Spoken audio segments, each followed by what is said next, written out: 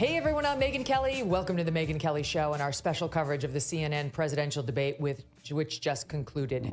Joining me in just a bit, Dave Rubin will be here, also Eric Bolling, and we will be taking some calls at the end of the program from all of you. But first, we've got Rich Lowry, editor-in-chief of National Review, and Emily Jashinsky, D.C. correspondent for Unheard. They're going to join me in just a minute. But first, I just want to talk to you directly about what we just saw. In my view, it is over for Joe Biden. His presidential campaign came to an end tonight, whether he knows it or not. There will be meetings tonight, first thing tomorrow, amidst Democratic Party leaders about how to get him off the ticket, how to change in somebody else. There have to be. Already we're seeing some reaction come in from top Democrats who rarely criticize the president, suggesting he needs to have a serious look at this performance tonight and assess for himself whether he can go forward. That number will mount. There will be more and more. It was an unmitigated disaster. It was uncomfortable to watch. I sat with my family and friends, and for the first 25 minutes of the debate, we kept grabbing each other's arms. It was so jarring. He was so distant, so frail, so hard to comprehend, so unsteady. You honestly didn't know whether he was going to make it through the answer, never mind through the debate, much less through a second term. The contrast between Joe Biden and Donald Trump has never been more stark. Trump came out calm, cool, collected, in his own.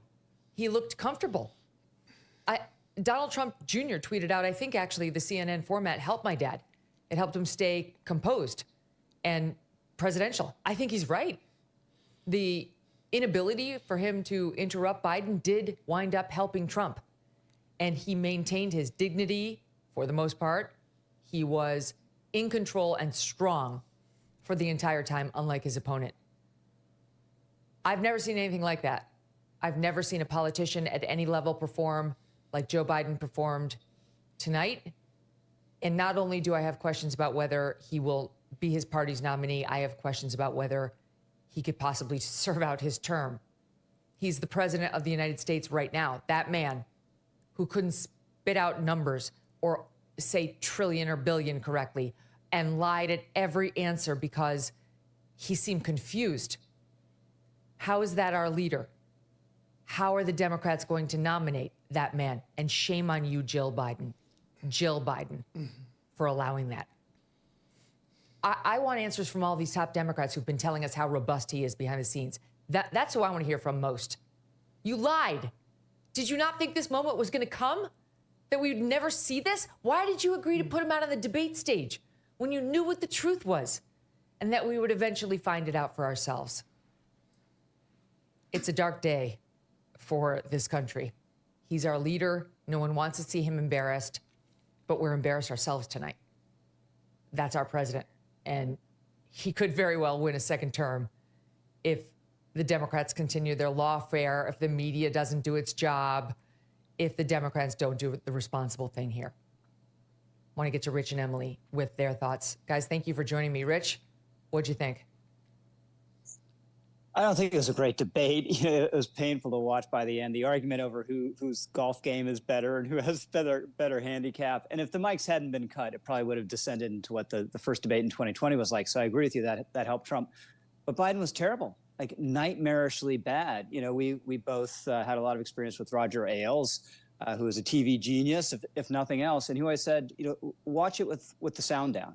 And as soon as Biden walked out, before he said anything, you're like, oh my gosh, this guy's president of the United States. It looked like he was going to barely make it to the podium. He had this blank and confused look on all the split screens when he wasn't saying anything. And then when he talked, his voice was incredibly frail and weak. They're saying apparently getting out that he had a cold. I don't know, maybe he did have a cold. But if he did, he should have said immediately, oh, excuse my voice, I have a cold.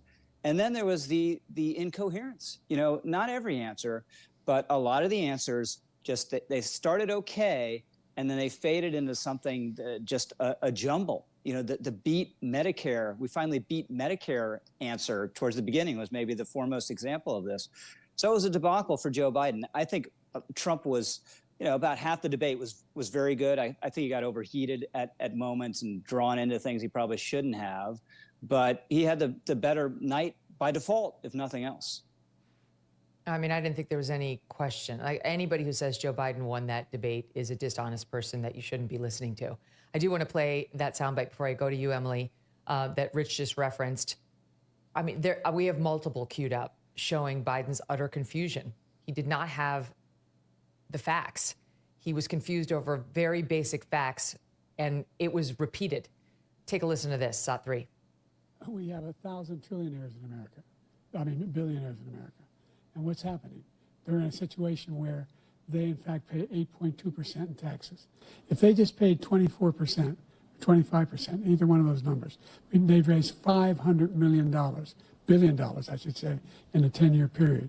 We'd be able to wipe out his debt. We'd be able to help make sure that all those things we need to do, child care, elder care, making sure that we continue to strengthen our healthcare system, making sure that we're able to make every single solitary person eligible for what I've been able to do with the with the COVID. With dealing with everything we have to do with. Look, if we finally beat Medicare. Thank you, President Biden. President Trump. Oh my God, that's it. That's it, Emily. I mean, I Yes, before Emily comes on, I pray for the President of the United States. God, allow him to be there, and God have his purpose in why he's there. Now, one of my issues is this. When Joe Biden lay his hand on the Bible, I don't know if it was at his inauguration, that basically what you're saying is that I'm going to uphold what is in the scripture. You see, you don't do that. Just like I believe the pastor or so-called pastor in Georgia, E.D. Long, who did that. We see people like Herod, who glorify themselves higher than God. Now, you don't lay your hands on the Bible. You don't try to exalt yourself above God and think you're going to get away with that. As a matter of fact, almost immediately after Joe Biden laid his hand on the Bible, he started to go down. His memory, his gaffes, name it. He just started to go down. You see, we have to realize this, that sometimes we get in a position and we forget who we are. Joe Biden forgot that, hey, you are God's creation and that God is sovereign over you. And God's people who lives here in America, God promised to take care of them. So if you think that you could lay your hand on the Bible just as a show, you're making a sad mistake. And I feel sorry for him. It's just sad. It's just sad. And I think now it seems as though he can't even enjoy his life. Maybe he has to be president. And I think they'll do anything to be president, because him being president, he get to hide all the mess that he has done, Hillary has done, his son has done. So these people have to get into the White House, or else their wicked ways may be exposed. And it's sad that this man fight to get millions of dollars, and now he can't enjoy his money. He has to spend the rest of his life trying to hide all that he have done. So it's a sad thing. I'm looking at my own notes as this unfolded, and here's how they read. So rehearsed, so old, phlegm, needs subtitles. What is he saying? So fast, rehearsed, can barely understand. He's done. That and so frail is my other. What was he saying? He beat Medicare, the trillions, the trillionaires, what he's done with COVID. He was all over the map. And that was fairly early in the debate. So the vast majority of everybody who will consume the debate consumed that moment. So people saw that happen live. There's no spin in the world. There's no Joe Biden had a cold that can in any way whatsoever change people's opinion of what they saw happen in front of them on that. And, you said when you were in your opening, it sort of gave me chills. It's like a dark day in America. That is exactly how I feel. It's a very sad day to be an American because that is the president of the United States. The first lady is responsible for putting him in this position. There's no question about that in my mind. The people close to him are responsible for putting him in this position. And on top of that, we're seeing reactions roll in. The New York Times, during the debate, published a story saying that sources were telling one of their columnists, 3 Democratic sources telling their columnists that they were just stunned and shocked. We saw Casey Hunt say something similar over at MSNBC. And sad that he has to be put through this. I feel even sorry for his wife and his family because, yes, you have deranged people who think that Biden is fine, he's perfect. But those who, like his wife and children and close friends and family, this is something he has to do because he has to be in control so his evil ways will never be discovered. All that he did in China, all the under the table money that he has taken. Sad, but he's trying to protect himself and trying to protect his family and close friends from all this coming out. So I believe what his wife is doing, along with close friends and family, this is elderly abuse. I do agree, but it's sad. I'm not condoning it, what he's doing, but he's doing it because it's like his hands are tied. Now, the right way to come out is to come out and repent and say, Lord, I've been wrong. I've done wrong. I've gained finances and all these illegally.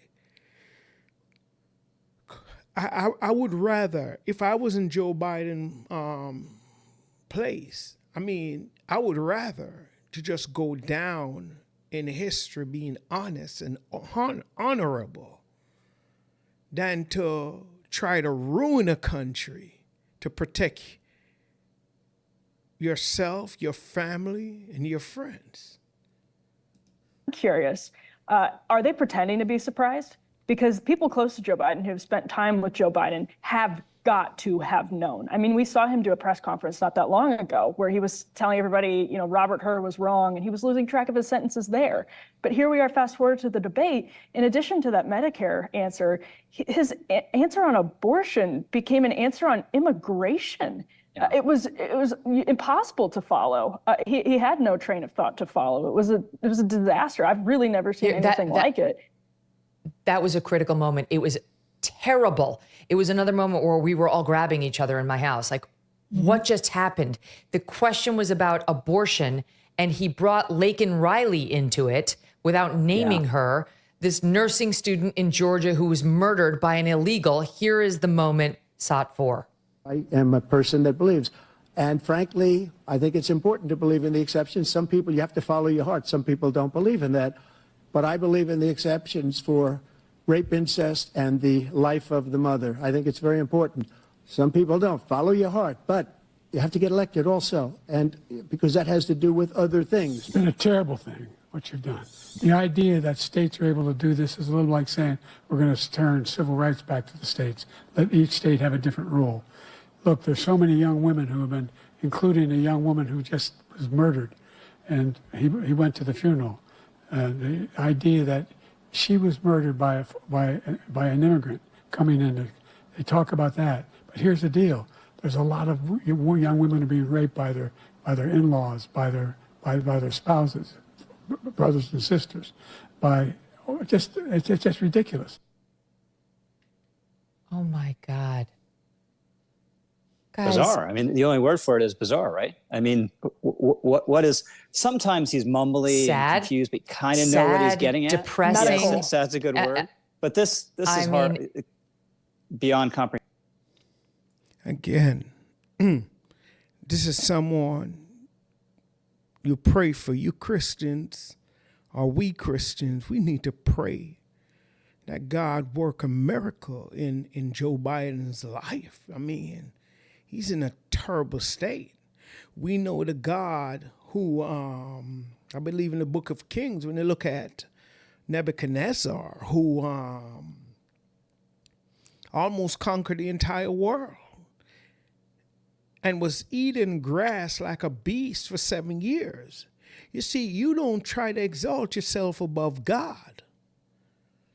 Or Herod, with his speech, was exalting himself above God and ended up being eaten by worms and died on the spot. God is sovereign. Trump or Biden or RFK cannot get into office unless God allow it. Some of you may say, oh, I don't believe that. I'm not debating you. You go believe whatever you want. But I know for a fact that God is sovereign and God is in control. Just a reminder to like and subscribe, just giving you a little insight into what Megyn Kelly is saying and his crew. All right? Have a blessed day.